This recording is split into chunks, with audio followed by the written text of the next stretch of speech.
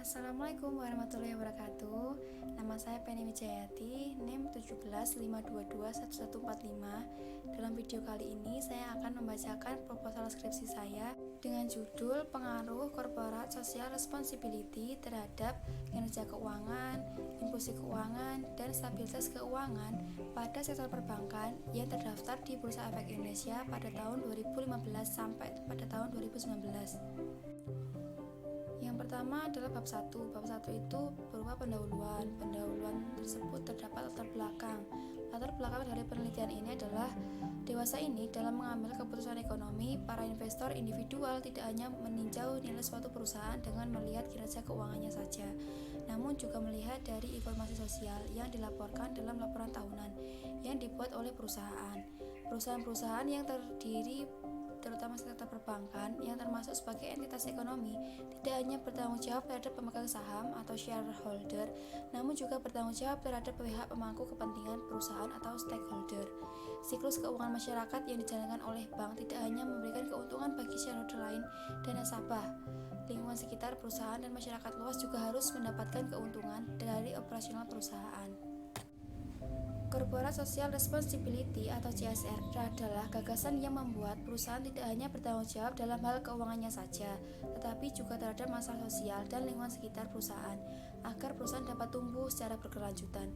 Seperti pendapat Sari pada tahun 2012 yang menyatakan bahwa tanggung jawab perusahaan lebih luas lagi sampai pada kemasyarakatan. Perkembangan CSR terkait semakin banyaknya masalah lingkungan yang terjadi akibat aktivitas operasional perusahaan. Sejalan dengan hal tersebut, perusahaan yang aktivitasnya terkait dengan sumber daya alam wajib mengungkapkan CSR. Hal ini termuat dalam Undang-Undang Nomor 40 Tahun 2007 tentang perseroan terbatas.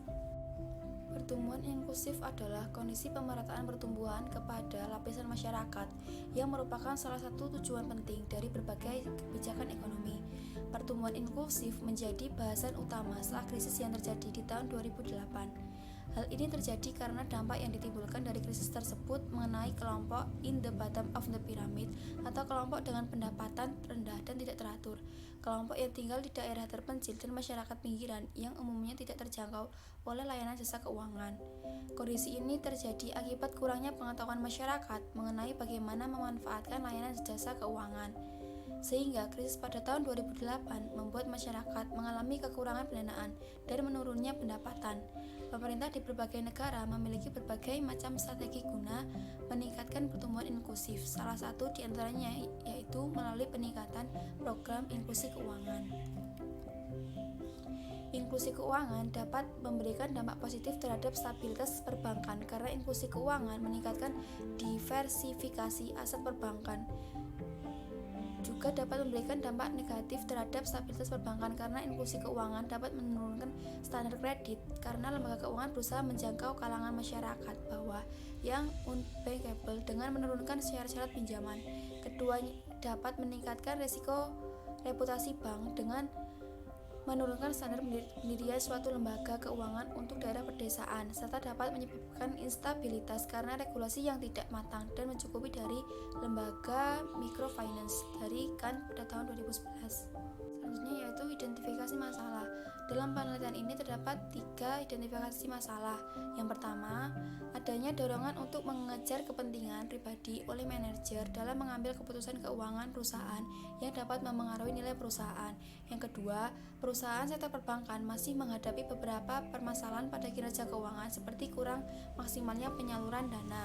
Dan yang ketiga, kondisi perekonomian yang tidak menentu dapat menyulitkan manajemen untuk menentukan keputusan dan kebijakan serta menyulitkan investor untuk mengambil keputusan investasi. Selanjutnya adalah batasan masalah. Penelitian ini akan menekankan pada penelitian yang mengkaji mengenai kinerja keuangan, stabilitas keuangan, dan inklusi keuangan pada perusahaan sektor perbankan dan tanggung jawab sosial yang ada pada perusahaan sektor perbankan di Bursa Efek Indonesia pada tahun 2015 sampai 2019. Dalam penelitian ini terdapat 3 rumusan masalah. Yang pertama, apakah Corporate Social Responsibility memengaruhi kinerja keuangan? Yang kedua, apakah Corporate Social Responsibility memengaruhi inklusi keuangan? Dan yang ketiga, apakah Corporate Social Responsibility memengaruhi stabilitas keuangan? Tujuan dari penelitian ini adalah yang pertama, untuk mengetahui pengaruh CSR terhadap kinerja keuangan. Yang kedua, untuk mengetahui pengaruh CSR terhadap inklusi keuangan. Dan yang ketiga, untuk mengetahui pengaruh CSR terhadap stabilitas keuangan. Manfaat penelitian. Bagi peneliti, dapat menjadi sumbangan ilmu pengetahuan penelitian selanjutnya mengenai pengaruh CSR, kinerja keuangan, inklusi keuangan, dan stabilitas keuangan di sektor perbankan. Lalu, bagi praktisi dapat memberikan informasi dan menjadi acuan serta bahan pertimbangan dalam pengambilan keputusan mengenai tanggung jawab perbankan. Dan yang ketiga, bagi akademisi, penelitian ini dapat memberikan referensi literatur dan pertimbangan dalam penelitian selanjutnya, khususnya yang berkaitan dengan CSR, kinerja keuangan, inklusi keuangan, dan stabilitas keuangan di sektor perbankan.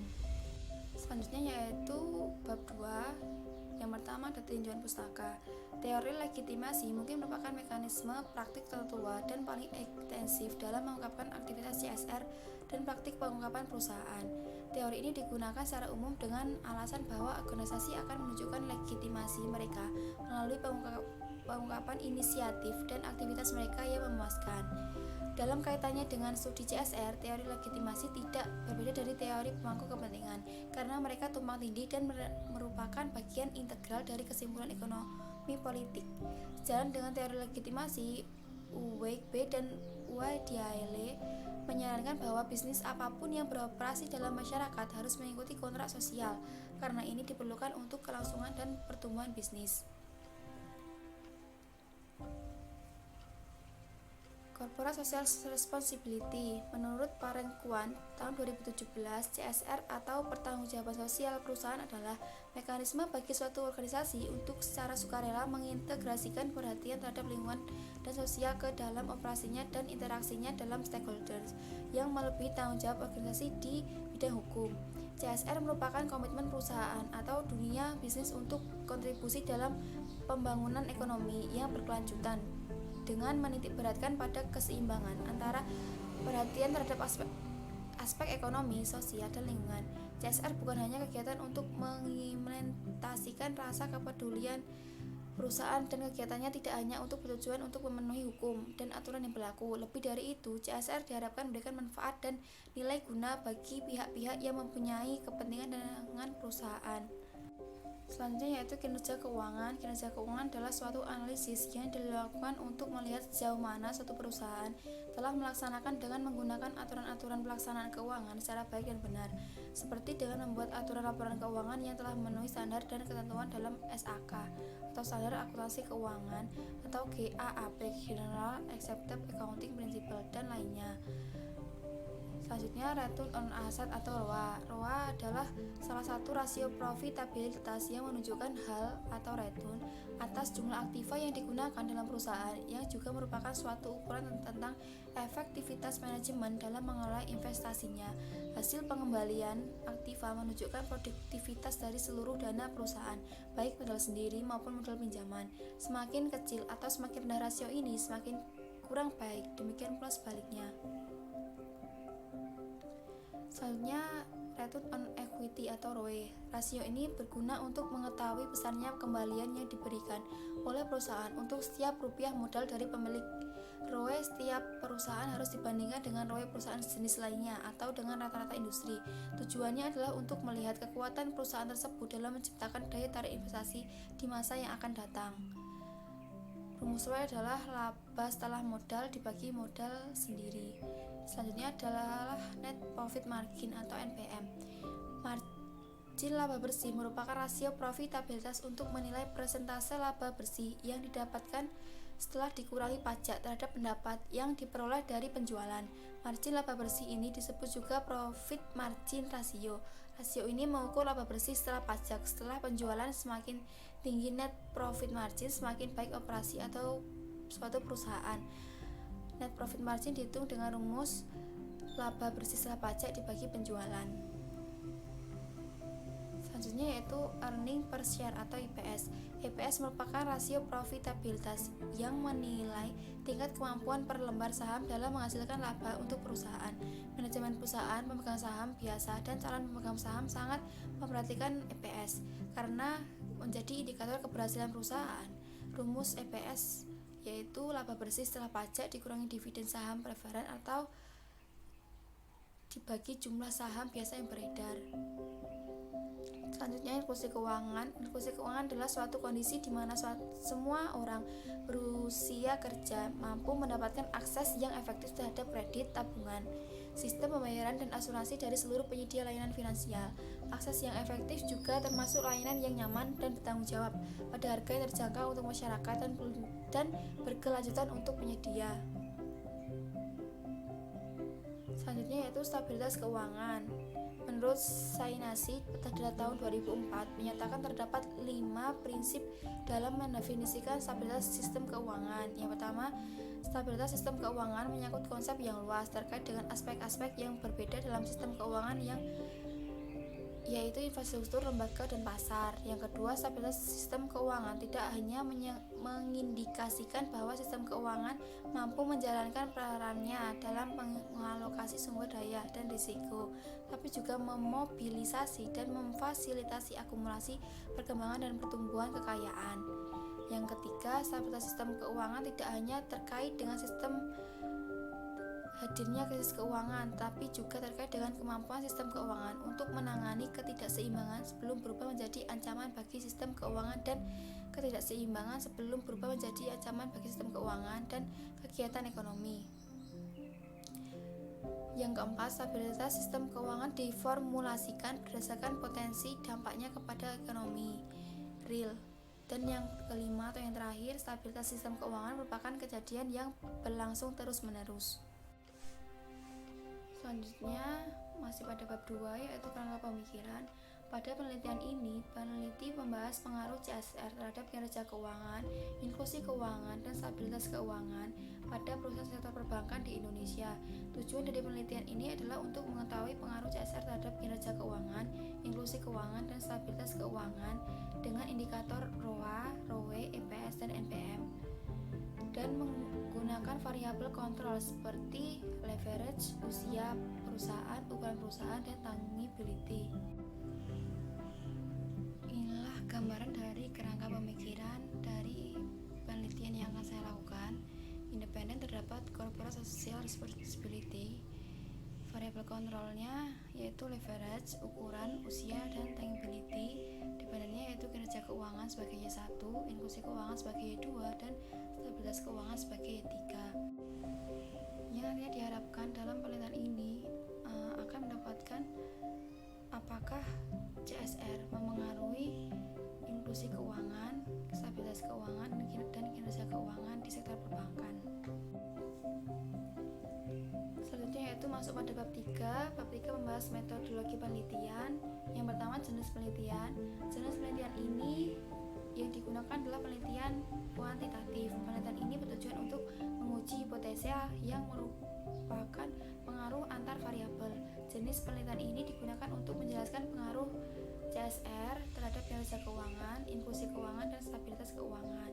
Yang kedua yaitu lokasi dan waktu penelitian. Penelitian dilakukan pada perusahaan sektor perbankan yang terdaftar di Bursa Efek Indonesia dari tahun 2015 sampai tahun 2019. Di tahun 2020 penelitian ini dilakukan.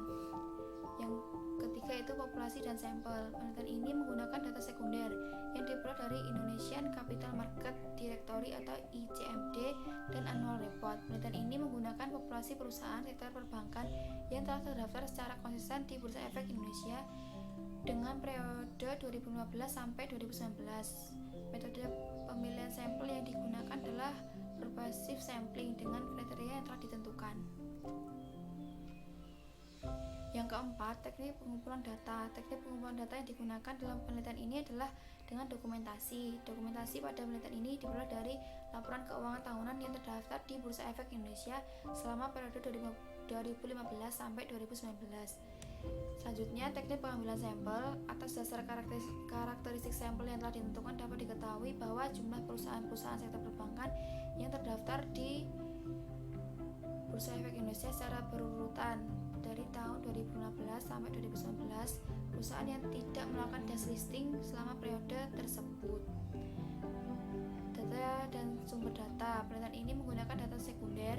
Data sekunder merupakan data yang diperoleh secara tidak langsung dari objek penelitian Data dari penelitian ini adalah laporan keuangan tahunan perusahaan sektor perbankan yang terdaftar di Bursa Efek Indonesia selama tahun 2015 sampai 2019.